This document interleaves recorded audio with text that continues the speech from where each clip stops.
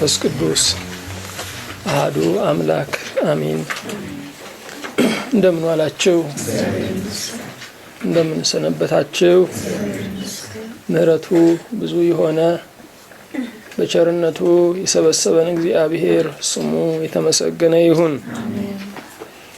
የትምህርታችን ርዕስ በእግዚአብሔር ይቻላል የሚል ነው። የማቴዎስ ወንጌል ምዕራፍ 19 ቁጥር 26 ክፍሉን ከቁጥር 15 እስከ ቁጥር 30 በጸሎት መንፈስ እናነባዋለን። እነሆም አንድ ሰው ቀርቦ መምህር ሆይ የዘላለምን ሕይወት እንዳገኝ ምን መልካም ነገር ላድርግ አለው። እርሱም ስለ መልካም ነገር ለምን ትጠይቀኛለህ? መልካም የሆነ አንድ ነው። ወደ ሕይወት መግባት ብትወድ ግን ትእዛዛትን ጠብቅ አለው። እርሱም የትኞቹን አለው? ኢየሱስም አትግደል፣ አታመንዝር፣ አትስረቅ፣ በሐሰት አትመስክር፣ አባትህንና እናትህን አክብር፣ ባልንጀራህንም እንደ ራስህ ውደድ አለው። ጎበዙም ይህንማ ሁሉ ከሕፃንነቴ ጀምሬ ጠብቄአለሁ፣ ደግሞስ የሚጎድለኝ ምንድር ነው አለው። ኢየሱስም ፍጹም ልትሆን ብትወድ ሂድና ያለህን ሽጠህ ለድሆች ስጥ፣ መዝገብም በሰማያት ታገኛለህ፣ መጥተህም ተከተለኝ አለው። ጎበዙም ይህን ቃል በሰማ ጊዜ ብዙ ንብረት ነበረውና እያዘነ ሄደ። ኢየሱስም ለደቀ መዛሙርቱ እውነት እላችኋለሁ ለባለጠጋ ወደ መንግሥተ ሰማያት መግባት ጭንቅ ነው።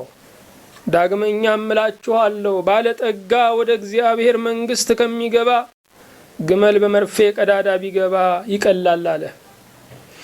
ደቀ መዛሙርቱም ሰምተው እጅግ ተገረሙና እንኪያስ ማን ሊድን ይችላል አሉ። ኢየሱስም እነርሱን ተመልክቶ ይህ በሰው ዘንድ አይቻልም፣ በእግዚአብሔር ዘንድ ግን ሁሉ ይቻላል አላቸው።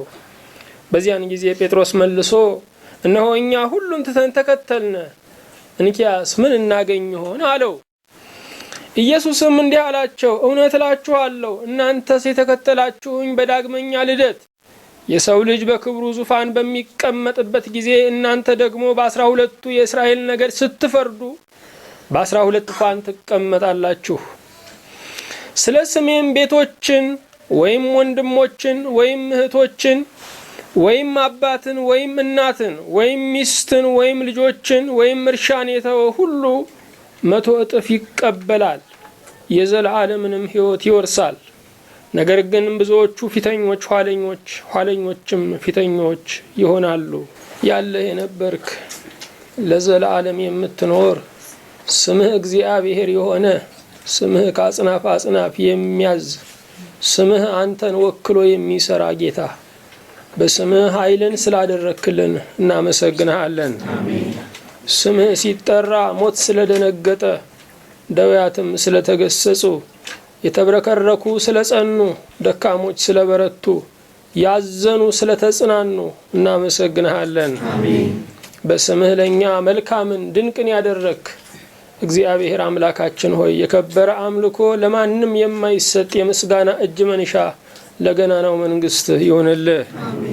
ዙፋንህ የማይናወጥ የመንግስትህ መጨረሻ የማይታወቅ ለዘመንህ ጥንትና ማብቂያ የዘመን ድንበር የሌለብህ ጌታ ሁሉን እየወሰንክ የማትወሰን ሁሉን እያየህ የማትታይ አምላክ በእውነት ከልባችን ትልቃለህ፣ ከጉልበታችን ትበረታለህ፣ ከእርምጃችንም ትፈጥናለህ፣ ከምኞታችንም ትርቃለህ፣ ከሐሳባችንም ትረቃለህ እና እናመሰግንሃለን።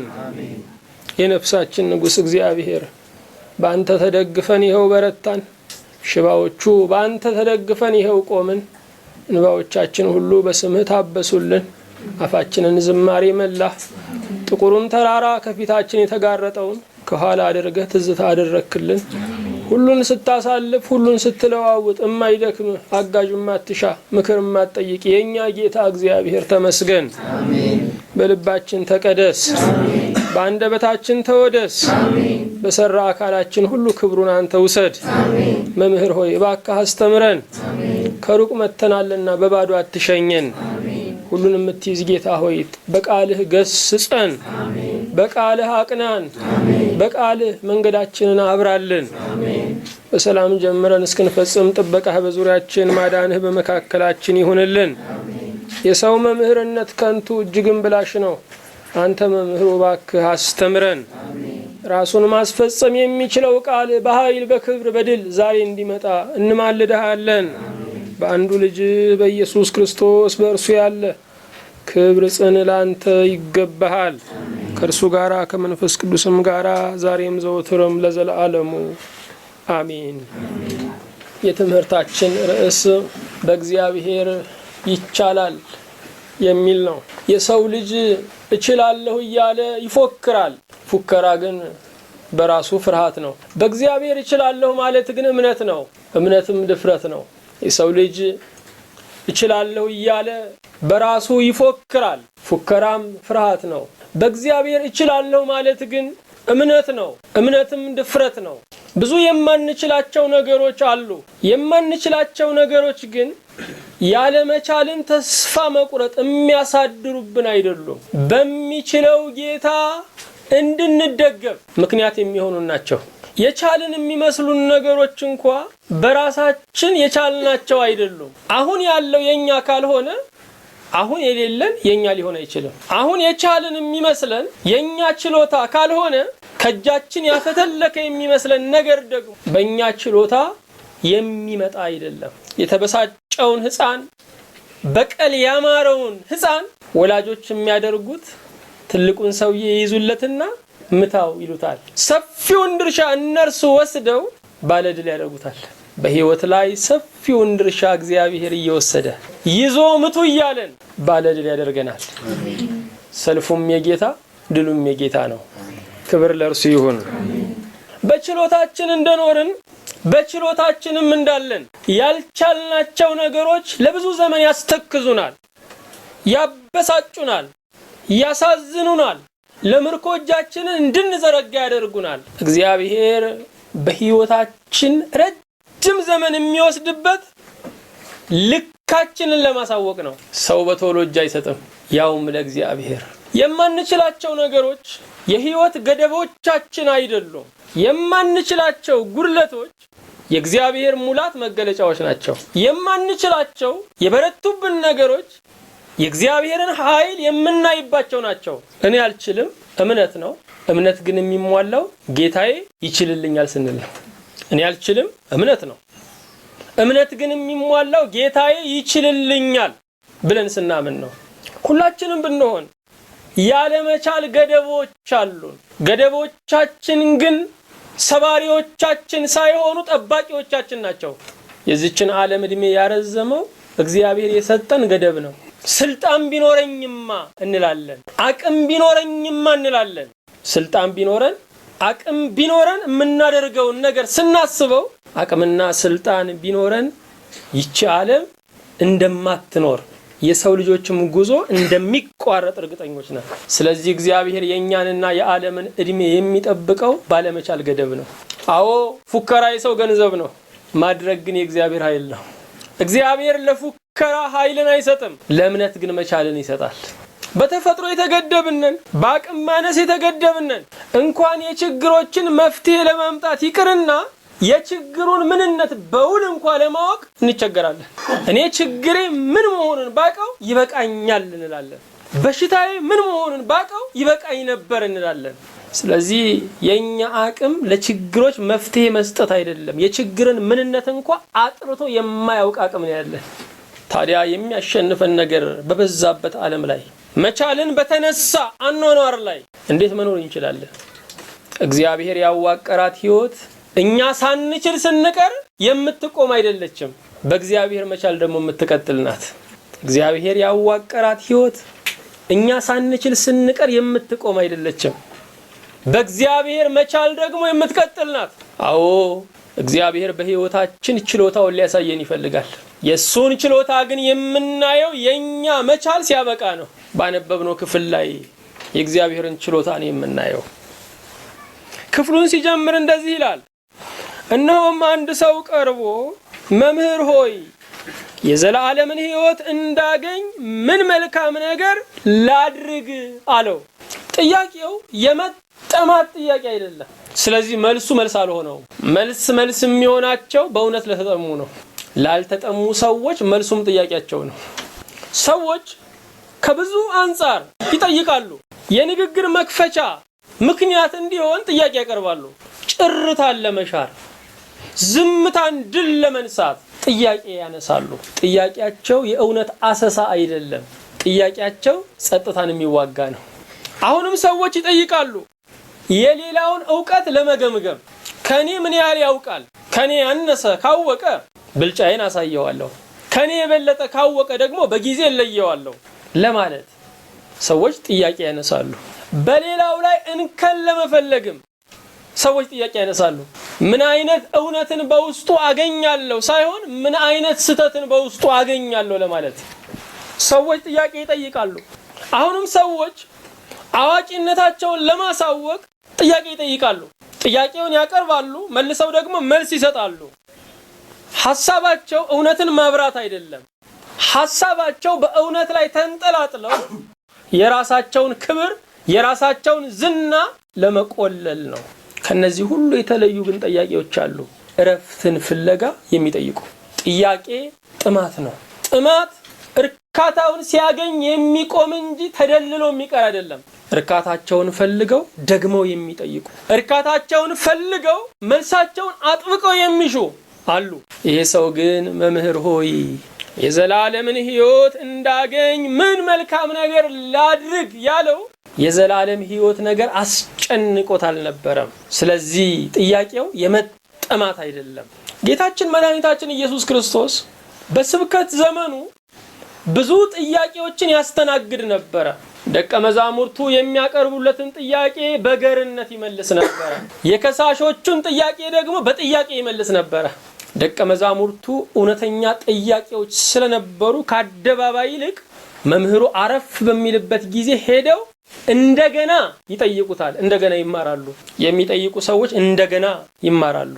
የሚጠይቁ ሰዎች መምህሩን በስውርም ማግኘት ይፈልጋሉ። የሚጠይቁ ሰዎች ዝም አይሉ። ከሳሾቹ ግን በአደባባይ ነው የሚጠይቁት።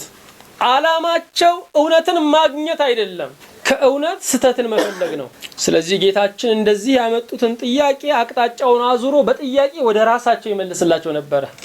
ከገዛ ጥያቄያቸው ጋር እየተፋለሙ ይመለሱ ነበረ። ወገኖቼ እኛም እንጠየቃለን፣ ከራሳችን እንጠየቃለን፣ ከጎረቤታችን እንጠየቃለን፣ ከእምነት ተከራካሪዎች እንጠየቃለን። መልሳችን ግን እንደ እግዚአብሔር ቃል ካልሆነ የገዛ መልሳችን ጥያቄ ይሆንብናል። መልሳችን እንደ እግዚአብሔር ቃል ካልሆነ የገዛ መልሳችን ጥያቄ ይሆንብናል። ከመለስን በኋላ እንታወካለን፣ ከመለስን በኋላ እንሸበራለን። የጥያቄን ማዕበል ጸጥ የሚያደርገው እንደ እግዚአብሔር ቃል የሆነ መልስ ነው። ክርስቲያን እንደሚመስለኝ ብሎ አይናገርም። የእግዚአብሔር ቃል እንደሚለው ብሎ ነው የሚናገረው። እንደሚመስለን ስንናገር እንታወካለን፣ እናውካለን። እንደ እግዚአብሔር ቃል ስንናገር ግን ነጻ ሕሊና እናገኛለን። መምህር ሆይ የዘላለምን ሕይወት እንዳገኝ ምን መልካም ነገር ላድርግ አለው። የዘላለምን ሕይወት በእኛ አድራጎት መውረስ አይቻለንም። የተደረገልንን በማመን ነው የምንወርሰው። ክብር ለእግዚአብሔር ይሁን።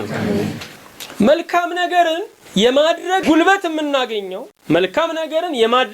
የምናገኘው የተደረገልን መልካም ነገር ሲገባን ብቻ ነው። ኢየሱስ ክርስቶስ ያደረገልን መልካም ነገር ሲገባን መልካም ነገርን ሳይደክመን እናደርጋለን። የተደረገልን መልእክት ወደ ሌሎች ደግሞ የማድረግ መልእክት ነው። የተደረገልን መልካም ነገር ወደ ሌሎች ደግሞ እንድናደርግ መልእክት ነው። ይህ ሰው የዘላለምን ሕይወት እንዳገኝ ምን ላድርጋል? የዘላለም ሕይወትን የሚያስወርስ አንድ የነጠረ ተግባር የቱ ነው? ለይተ ነገረኝ አለ። የመንግስተ ሰማያትን ኮድ እየጠየቀን ያለው የመልካሞች መልካም የሆነ ተግባር የቱ ነው? እሱን ነገረኝ እያለን ያለው መምህር ሆይ ያለው በማዕረጉ እየጠራው እንጂ በተማሪነት ድምጽ አይደለም። ዝቅ ብለን እንደምናነበው አልተማረበትም፣ አልተለወጠበትም። ስለዚህ መምህር ሆይ ማለቱ ማዕረግን ማሟላቱ ብቻ ነበር። እኛም ጌታ ሆይ እንለዋለን፣ ግን ሎሌዎቹ አይደለንም። መምህር ሆይ እንለዋለን። የምንታዘዘው እየመረጥን ነው። ይህ ሰው በእውነት መምህር ሆይ ቢለው ኖሮ በእውነት መምህሩ አድርጎት ቢሆን ኖሮ መምህር ሆይ ያለው መምህር ለአንድ ቀን ብቻ የሚጠየቅ አይደለም፣ ለሁል ጊዜ ጥያቄም የሚገሰግሱበት ነው። ይሄ ሰው ግን አንድ ቀን መጣ፣ በዛው ቀረ። መምህር ይጠይቁታል እንጂ አይፈትኑትም። ይህ ሰው ግን ለፈተና ነው የመጣው። መምህር በትህትና ይቀርቡታል እንጂ አይንቁትም። ጉልበቱን እየሳሙ እግሩን እያጠቡ እውነትን ከሱ ይወሰዳል። ይሄ ሰው ግን በራሱ ማንነት ተሞልቶ ነው የመጣው። እኔነት ለሞላባቸው ትምህርት አይለውጣቸው። ትምህርት ሊለውጣቸው አይደለም፣ ትምህርትም አይገባቸውም። መምህር ደግመው ይጠይቁታል እንጂ አይሰናበቱትም። ይህ ሰው ግን ተሰናብቶት ነው ሄደው። ወገኖቼ ትምህርትን የምናገኘው ተመጻዳቂ ስንሆን አይደለም፣ ትሁት ስንሆን ብቻ ነው። በመመጻደቅ መንፈስ ከተቀመጥን የትምህርቱን ድምጹን እንሰማዋለን፣ ሐሳቡን ግን አንሰማውም።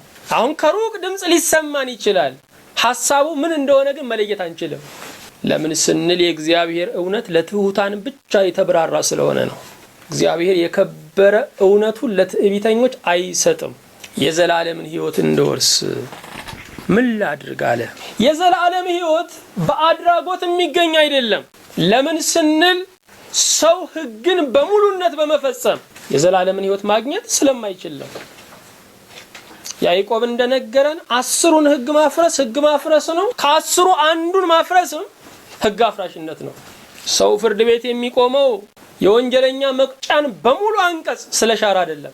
አንዱን አንቀጽ መሻርም ወንጀለኛነት ነው። የእግዚአብሔርን አንዱን ሕግ መሻርም ኃጢአተኝነት ነው። ሙሉን መሻርም ኃጢአተኝነት ነው። ጌታችን መድኃኒታችን ኢየሱስ ክርስቶስ ወደዚህ ዓለም የመጣው ሕግ ሊያድነን ስላልቻለ ነው እንጂ ሕጉ ከክርስቶስ መምጣት 1000 ዓመት ቀደም ብሎ ወደ ዓለም ገብቶ ነበረ። ሕግ የሕይወት ምክንያት ቢሆን ኖሮ ኢየሱስ ክርስቶስ ወደዚህ ዓለም መምጣት ባላስፈለገው ነበረ። የዘላለም ሕይወት በእኛ አድራጎት ላይ የተመሰረተ አይደለም። የዘላለም ሕይወትንም በጸሎት የምንወርሰው አይደለም፣ በእምነት ነው። ለመንግስት አብቃኝ ስላልን የምንወርሰው አይደለም፣ በማመን ነው የምንወርሰው። መምህር ሆይ የዘላለምን ሕይወት እንዳገኝ ምን ላድርግ አለው። ምን መልካም ነገር ላድርግ አለው። እርሱም ስለ መልካም ነገር ለምን ትጠይቀኛለህ? መልካም የሆነ አንድ ነው። ወደ ሕይወት መግባት ብትወድ ግን ትእዛዛትን ጠብቅ አለው። መልካም ነገር ግራ አያሰኝም።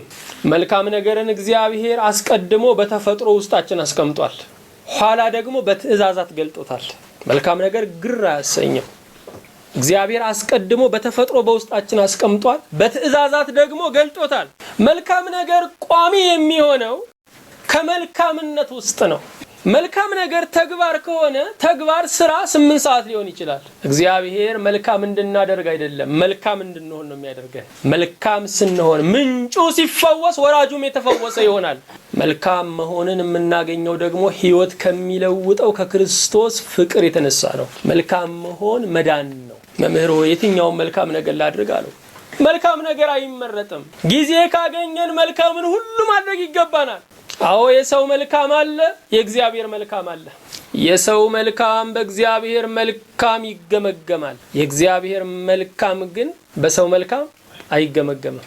የሰው መልካም መማር መልካም ነው፣ መስራት መልካም ነው፣ ማግኘት መልካም ነው፣ ዝነኛ መሆን መልካም ነው። የሰው ጨዋነት ተደማጭነትን ለመፍጠር የሚደረግ ነው። የእግዚአብሔር መልካምነት ግን የእግዚአብሔር ፍቅር ሲነካን የምንሆነው ነው። ሰው ብዙ መልካም ነገር ይኖረዋል፣ የእግዚአብሔር መልካም ግን አንድ ነው፣ ሐሳቡን መኖር ነው።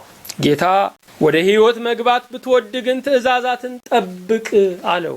ይህ ሰው ባለጠጋ ነው፣ ስለዚህ ወደ ኑሮ ገብቷል። ወደ ሕይወት ለመግባት ግን የእግዚአብሔርን ቃል መኖር ያስፈልጋል። የዘላለም ሕይወት ብለን ስናስብ ከሞት በኋላ የሚጀምር አድርገን ነው። ስሙም ዘላለም ስለሆነ ካመንበት ሰዓት አንስቶ የሚጀምር ነው። ዘላለም ያሁኑንም ሰዓት ይመለከታል። እውነተኛ ሕይወት እንደ እግዚአብሔር ሐሳብ መኖር ነው። እርሱም የትኞቹን አለው። ሰውየው ተመጻዳቂ ነበር። ማንኛውም አይሁዳዊ የዕብራይስጥን ፊደሎች የሚያጠናው በዕብራይስጥ ትእዛዛት ነው ወይም በእግዚአብሔር ቃል ነው። አይሁዳውያን ሕግን የመፈጸም እንጂ ሕግን የማወቅ ችግር አልነበረባቸውም። ሐሳቡ ግን ምንድነው? የሕግጋቱን ዝርዝር ከሰማ በኋላ እኔማ በዚህ አልታማም ብሎ ለመናገር ነው። የቅድስና ደረጃዎች አሉ።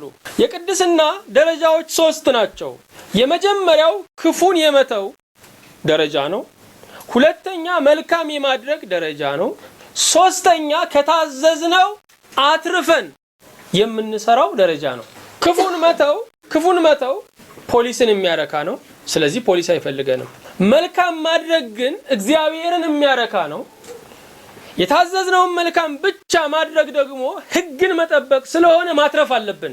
ፍቅር እንዲሆን የልኩን ብቻ ስናደርገው ሕግ ነው፣ ስናተርፍ ግን ፍቅር ነው። ይሄ ሰው ታዲያ የትኛው ደረጃ ላይ ነበረ ስንል ገና የመጀመሪያው ደረጃ ክፉ ያለ ማድረግ ደረጃ ላይ ነበረ። አለመግደል፣ አለማመንዘር፣ አለመካሰስ፣ እናት አባትን ማክበር። ይሄ ራሱ በራሱ ለሰውየው ሀብት መጠበቂያ ነው። ሀብቱን ስለሚጠብቅለት የሚያደርገው ነው። ጌታ ፍቅረ ቢጽን ወይም ወንድምን መውደድን የሚመለከቱትን ትእዛዛት ለምንድን ነው የገለጸለት? ማንም ሰው እግዚአብሔርን ትወዳለህ ቢባል አዎን ነው የሚለው። እስከ መጨረሻው ይከራከራል። ምክንያቱም በዓለም ላይ እግዚአብሔርን በአፉ ጠላዋለሁ የሚል የለም። በተግባር ግን በዓለም ላይ ሰይጣንን በአፉ ወደዋለሁ የሚል የለም። በተግባር ግን የምናውቀው ነው። ወንድምህን ትወደዋለህ ወይ? የምትወደው ደግሞ በተግባር ነው ወይ የሚለው ግን ከባድ ጥያቄ ነው። ጌታ ይህንን የዘረዘረለት አትግደል፣ አታመንዝር፣ አትስረቅ፣ በሐሰት አትመስክር፣ አባትና እናትን አክብር፣ ባልንጀራህንም እንደራስህ ውደድ። አትግደል የሚለውን ሕግ ስናይ እግዚአብሔር የሕይወት ጠባቂ ነው። አትስረቅ የሚለውን ሕግ ስናይ እግዚአብሔር የንብረት ጠባቂ ነው። አታመንዝር የሚለውን ሕግ ስናይ እግዚአብሔር የትዳር ጠባቂ ነው። አባትና እናትን አክብር የሚለውን ስናይ እግዚአብሔር የውለታ ጠባቂ ነው። በሐሰት አትመስክር የሚለውን ስናይ እግዚአብሔር የስም ጠባቂ ነው። ጎበዙም ይህንማ ሁሉ ከሕፃንነቴ ጀምሬ ጠብቄያለሁ፣ ደግሞ ስም ይጎርለኝ ምንድነው አለው።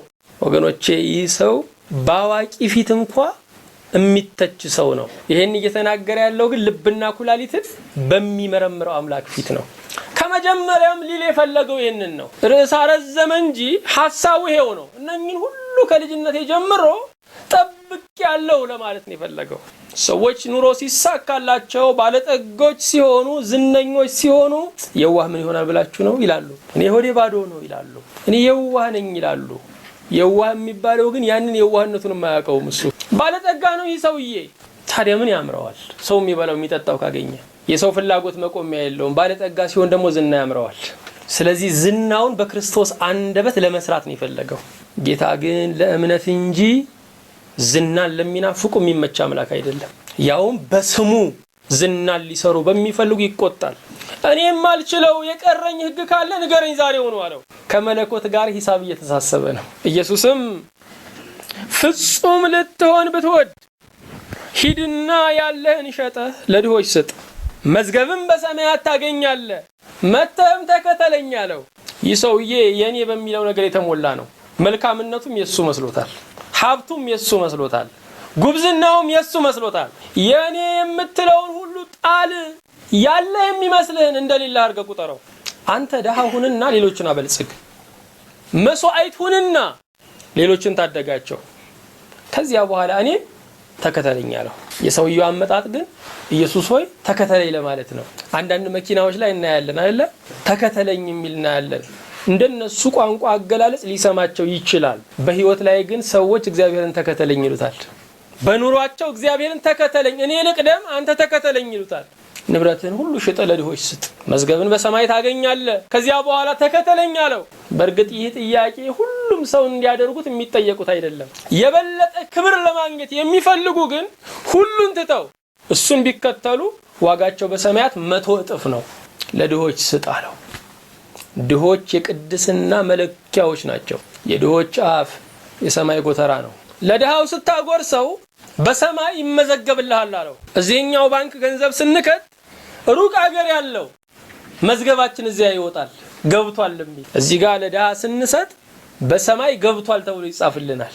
አዎ በንብረት ጌታን ማክበር ተገቢ ነው። የበለጠው ክብር ግን ሁሉን ትቶ መከተል ነው። የኛ ችግራችን ምንድነው? ሁሉን ይዘን መከተል ለምንፈልገው፣ እሱ ደግሞ ሁሉን ትታችሁ ተከተሉኝ ነው የሚለው። ጎበዙም ይህን ቃል በሰማ ጊዜ ብዙ ንብረት ነበረውና እያዘነ ሄደ። እግዚአብሔርን የሚታዘዘው ንብረትን እስካልተጠየቀ ድረስ ነው። ይስቃል፣ ይጫወታል፣ ይደሰታል፣ ተግባቢ ነው። እግዚአብሔር ንብረቱን ገንዘቡን ሲጠይቀው ግን ያኮርፋል። ይህ ሰው ለእግዚአብሔር ስስታም ነው። ለሰው ደግ መሆን፣ ለእግዚአብሔር ስስታም መሆን እንዴት ያሳዝናል። ይህ ሰው በምድር እንጂ በሰማይ ባለጠጋ የመሆን ፍላጎት የለውም። እግዚአብሔርን ግን እንደ መከበሪያ ነው የቆጠረው። ብዙ ሰዎች ሃይማኖተኝነትን የሚፈልጉት በማህበረሰቡ ዘንድ ከበሬታን ለማግኘት ነው። ከበሬታ ለማግኘት ንስሐ የሚገቡ ሰዎች አሉ። ከበሬታ ለማግኘት የሚቆርቡ ሰዎች አሉ። የመስሪያ ቤቱ የበላይነት በጡረታ ደግሞ በሰፈር ይደገማል ማለት ነው። ነጭ ልብስ ይገዛሉ ከሽሮ ሜዳ፣ ነጭ ልብ የለም። ስለዚህ ቤተክርስቲያኑ በአንድ እግር ይቆማል እነሱ የቆረቡ ቀን። ሕግጋትን ለሰብአዊ ጨዋነት እንጂ ለእግዚአብሔር ፍቅር የመጠበቅ ሐሳብ አልነበረው። ገሌማ የተከበሩ የታፈሩ ሰው ናቸው ለመባል ነበረ። እግዚአብሔር ያግዘን ወገኖቼ። የሚጎዳንን መተው ቀላል ነው። ጌታ ግን የሚጠይቀን የሚጠቅመን እንድንተው ነው። የሚጎዳንን መተው ቀላል ነው። ጌታ ግን የሚጠይቀን የሚጠቅመንን ነገር እንድንተው ነው። ይህ ሰው ወጣት ባለጠጋ ነው። የወጣት ባለጠጎች ባህሪ ብዙ ነው። ከዚህ ሰውዬ ባህሪና በየዘመናቱ ከተነሱት ወጣት ባለጠጎች ጠባያቸውን ብንመለከት የመጀመሪያው ወጣት ባለጠጎች ግንኙነታቸው ሰፊ ነው።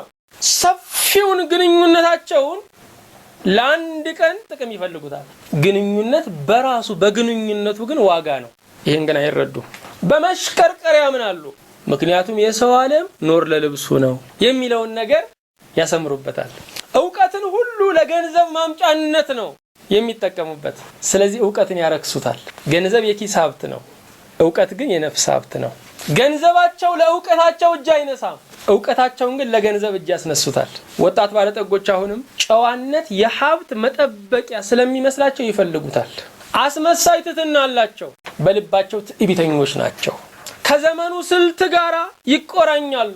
ከዘመኑ ስልት ጋር ዘመኑ ፖለቲካ ከሆነ ፖለቲከኞች ሆነ፣ ሌላ ከሆነ ሌላ ይሆናሉ። አካሄዳቸውን የሚያስተካክሉት በእውነት አይደለም፣ በዘመኑ የበላይነት ነው። በቃላቸው ገንዘብን ይንቃሉ። ገንዘብ ምን አባቱ ስና ቆሻሻ ነው ይላሉ፣ በልባቸው ግን ያፈቅሩታል። በቃኝም አይሉ ስግብግቦች ናቸው። ስለዚህ እንደ መንፈቅ ልጅ ሁሉን ላፌ ነው። በኑሯቸው እረፍት የላቸውም፣ ይጨነቃሉ በብርቱ። እግዚአብሔር ሀብቴ ነው ካላልን ጭንቀት ነው። ፍቅርን ከገንዘብ ጋር ያሰናሉ። ይህንን ብደውል ምን አገኛለሁ ይላሉ። ስለዚህ ሳንቲሟን ሳይቀር ከፍቅር አንጻር ሳይሆን ከስሌት አንጻር ይቆጥሯታል። ትንሽ ስጦታ ብዙ ምስጋና ይፈልጋሉ። ዕውቅናን በራሳቸው ይፈልጋሉ፣ ካልሆነ በቆንጆ ሚስት፣ ካልሆነ ደግሞ በሌላም ይፈልጋሉ። የወጣት ባለጠጎች ባህሪ ይህንና የመሳሰለውን ነው። ጎበዙም እያዘነ ሄደ። ኢየሱስም ለደቀ መዛሙርቱ እውነት እላችኋለሁ ለባለጠጋ ወደ መንግሥተ ሰማያት መግባት ጭንቅ ነው አለ። ይህ ሰው ትምህርት ፈላጊ መስሎ ነው የቀረበው፣ ግን መማሪያ ሆነ። ጌታ ሕይወቱን አደባባይ ላደረገና መማሪያ ያደረገ። ለባለጠጎች ወደ እግዚአብሔር መንግሥት መግባት ጭንቅ የሚሆንባቸው ለምንድን ነው? የመጀመሪያው ከገንዘብና ከእውነት መምረጥ ስለሚቸገሩ ነው። እውነትማ እውነት ነው ግን ይላሉ። እውነት ግን አይጨመርበትም። እውነት አዋጅ ነው፣ አላስተያየት ነው የምንቀበለው። አሁንም ጭንቅ የሚሆንባቸው ለምንድን ነው? ፍቅርን በገንዘብ ለመግዛት ይሞክራሉ። ፍቅር ግን ኩሩ ነው። ፍቅር ከራሱ ውጭ አይቀበልም። ፍቅር በፍቅር ብቻ ነው የሚሸመተው። ስለዚህ እነዚህ ባለጠጎች ሐሰተኛ ወዳጅና እውነተኛ ጠላት ያተርፋሉ። አሁንም ጭንቅ የሚሆንባቸው ለምንድን ነው? ባለጠጎች ወደ እግዚአብሔር መንግሥት መግባት ዕውቀትን ወደ ገንዘብ ስለሚለውጡ ነው። ስለዚህ ዕውቀት በእነሱ ዘንድ ዋጋ የለውም። ዕውቀትን ያረክሱታል። ይሄ ብቻ አይደለም፣ ጥበብን ጠልተው ፌዝን ስለሚያፈቅሩ እስቲ እውነት አምጡ ዕውቀት አምጡ አይሉም፣ ጨዋታ አምጡ ነው የሚሉት። ስለዚህ አይምሯቸው አይበስልም። ንግግራቸው ሁሉ የሕፃን ልጅ ነው። ያለኝ ይበቃኛል ስለማይሉ አሁንም ጭንቅ ነው። ስለዚህ እያጭበረበሩ እየሰረቁ እየገደሉ መኖር ነው የሚፈልጉት፣ ማከማቸት ነው የሚፈልጉት። ይሄ ብቻ አይደለም፣ ሊመክሯቸው የሚችሉትን የሃይማኖት ሰዎች እንኳን በገንዘብ ይገዟቸዋል። የሃይማኖት ሰዎችም እውነትን በገንዘብ ለውጠው የነሱ አወዳሽ ይሆናሉ። የሚገሰጸውን ቅዱስ ነው ይሉታል። ከእግዚአብሔር ቤት ሊባረር የሚገባውን ምንጣፍ አንጥፈው ይቀበሉታል። በአንድ ሻለቃ ባለጠጋ ናቸው። በሳቸው ተስካር ላይ ቄሱ ቆሙና፣ እውነተኛ ታሪክ ነው። እኚህ ሰው እንደምታውቋቸው ትልቅ ሰው ናቸው። ዛሬም በሰማይ ተከብረው ከነሻለቃነታቸው ነው ያሉት አሉ። አዎ በገንዘባቸው እንደዚህ ያሉትን አፍ ይከራያሉ። በወንጌላውያንማ ቤተክርስቲያናት ትንቢት እንናገራለን የሚሉ ብዙዎች አሉ። ትንቢቱ ለድሃ አይመጣላቸውም፣ ለሀብታም ነው። ክትፎ ሲሸታቸው ትንቢቱ መገለጡ ይመጣል። አዎ የሃይማኖት ሰዎችን በገንዘብ ስለሚገዙ ራሳቸውን አያገኙትም። ከራሳቸው ጋር እንደተለያዩ ይሞታሉ፣ ያሳዝናሉ። በምድር ባለጸጋ ሆኖ በሰማይ ባዶ እጅ መግባት አያሳዝንም? በዘላቂው ቤት በውክልና ነው የሚኖሩት። አሁንም ድሃ በጸሎቱ ባለጸጋ በምጽዋቱ ይላሉ። እናንተ ጸልዩ፣ እኛ ደግሞ በሚያስፈልገው እንረዳለን ይላሉ። በውክልና ስለሚኖሩ እነኚህ ሰዎች ወደ እግዚአብሔር መንግስት መግባት ለነርሱ ጭንቅ ነው። ከዚህ ሁሉ በላይ ስሬትን በገንዘብ ለመግዛት ይፈልጋሉ። ይቅርታን በገንዘብ ለመግዛት ይፈልጋሉ። ከፊተኛው በደላቸው ይልቅ ሌላ በደል ይጨምራሉ። የባሰ በደል ያመጣሉ። ተማሩ ከምትሉን ስጡ ብትሉን ይሻላል የሚሉ ሰዎች አሉ። ግን አይሆንም። እግዚአብሔር ሊሰጣቸው ይፈልጋል። እነሱ ግን ለእግዚአብሔር ሊሰጡት ነው የሚፈልጉት። መጀመሪያ እሱን መቀበል ግድ ነው። ዳግመኛ አላችኋለሁ ባለጠጋ ወደ እግዚአብሔር መንግስት ከሚገባ ግመል በመርፌ ቀዳዳ ቢገባ ይቀላል አለ። ልብ አድርጉ። ባለጠግነት ወደ እግዚአብሔር መንግስት ለመግባት በራሱ ፈተና ነው አለ እንጂ ባለጠጎች መንግስተ ሰማያት አይገቡም አላለም። በራሱ ግን ብርቱ ፈተና ነው። መጽሐፍ ቅዱሳችን ባለጠግነት የኩነኔ ምክንያት፣ ድህነት ደግሞ የጽድቅ ምክንያት ነው አይልም። ባለጠግነት ግን በራሱ ፈተና ነው። በማቴዎስ 13 ቁጥር 22 ላይ ያንን ዘር እሾህ አነቀው ይላል። እሾሁ ምን ነበረ? ምድራዊ ሐሳብና ባለጠግነት ነበረ። ስለዚህ ፍሬው እንዳያፈራ ባለጠግነት በራሱ ፈተና ነው። ደቀ መዛሙርቱም ሰምተው እጅግ ተገረሙና እንኪያስ ማን ሊድን ይችላል አሉ። የመዳን ነገር ለአይምሮ ከባድ ነው፣ ለእምነት ግን ቀላል ነው። በአይምሮ ስናስበው ከባድ ነው። በሮሜ 4 ቁጥር 5 ላይ ነገር ግን ለማይሰራ ኃጢአተኛውንም በሚያጸድቅ ለሚያምን ሰው እምነቱ ጽድቅ ሆኖ ይቆጠርለታል ይላል። ጻድቁ እንደሚጸድቅ አይምሮ ይገነዘበዋል። ኃጢአተኛውን በሚያጸድቅ ግን ማመን ነው የሚጠይቀው። ከአይምሮ በላይ የሆኑ ነገሮችን የምንቀበለው በእምነት ነው። መዳን የሰው ችሎታ ሳይሆን ያዳኙ ስጦታ ነው። መዳን የሰው ችሎታ ሳይሆን ያዳኙ ምንድነው? ስጦታ ነው። ኢየሱስም እነርሱን ተመልክቶ ይህ በሰው ዘንድ አይቻልም፣ በእግዚአብሔር ዘንድ ግን ሁሉ ይቻላል አላቸው። ሰው ከማይችላቸው ነገሮች አንዱ ለራሱ መዳንን ማወጅ ነው። መዳን በቀራንዮ አደባባይ ላይ የተሰቀለው ንጉሥ አዋጅ ነው። የእግዚአብሔር ችሎታ በመጀመሪያ የተገለጠው ለሰው ልጅ በመፍጠር ነው። ሁለተኛ የተገለጠው ደግሞ በማዳን ነው። ስለዚህ መዳን የሰው ችሎታ አይደለም፣ ያዳኙ ችሎታ ነው። ሰው ምንም አይችልም እንደተገለጸው፣ እግዚአብሔር ግን ሁሉን ይችላል። የሰው አለመቻል ሕይወትን አያቆመውም፣ በእግዚአብሔር መቻል ደግሞ ይቀጥላል። ክብር ለእግዚአብሔር ይሁን። እግዚአብሔር የሚጠይቀን ምን ያህል ትችላላችሁ ብሎ አይደለም፣ ምን ያህል እንደምችል ታምናላችሁ ብሎ ነው።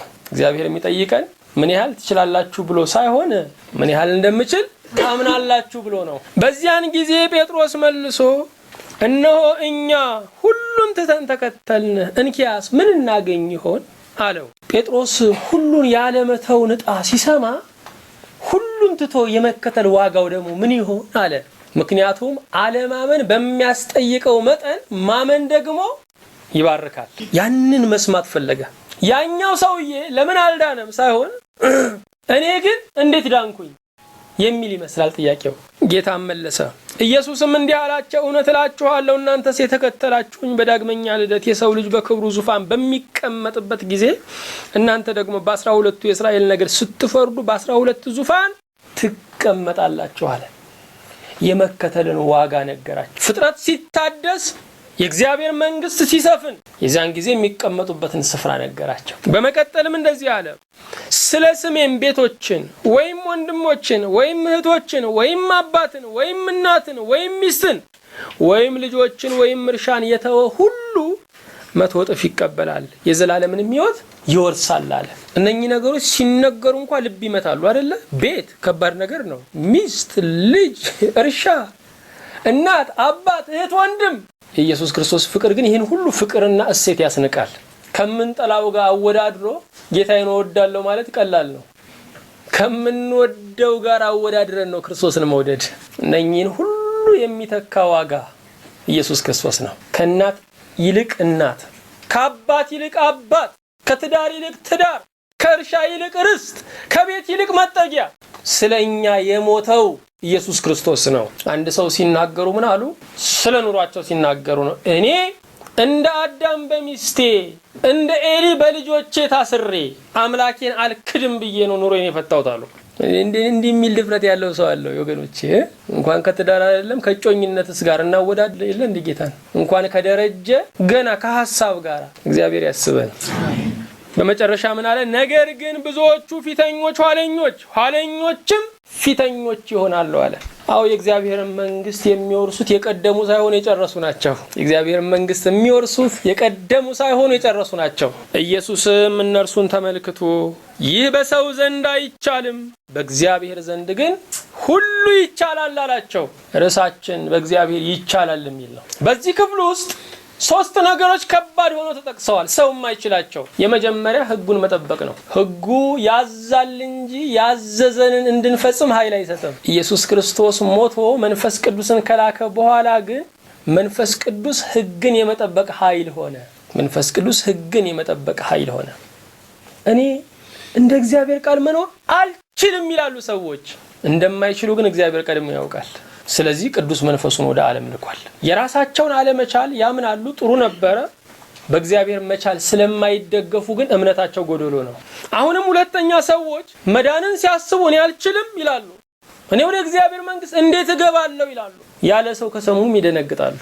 አዎ በራሳችን መዳን አንችልም።